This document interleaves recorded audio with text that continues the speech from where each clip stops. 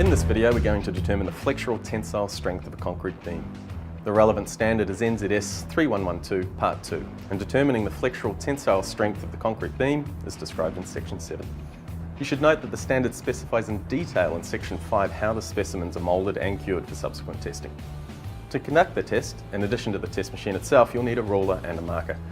You'll also need to record the results of the test in your company's quality control system. Retrieve the beam from the curing tank.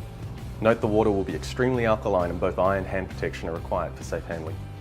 The tests are done with the beam in a saturated surface dry condition, so wipe off the excess moisture and keep the beam covered with a damp cloth when not in use.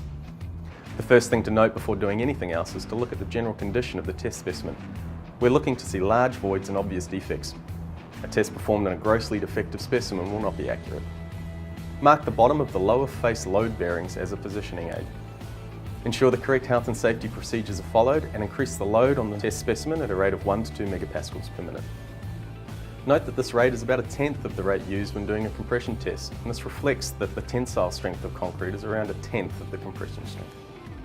Note also that the position of the upper face load bearings with respect to the specimen are positioned over a span at least 3 times and not more than 4 times its depth. Take 2 measurements either side of the fracture of the width and depth of the beam to the nearest 1 millimetre. Determine the location of the fracture relative to the length of the beam. Note whether the fracture occurs in one of 3 places: in the middle third of the test span, outside the middle third but at a distance less than 5% of the span length, and outside of the middle third at a distance greater than 5% of the span length.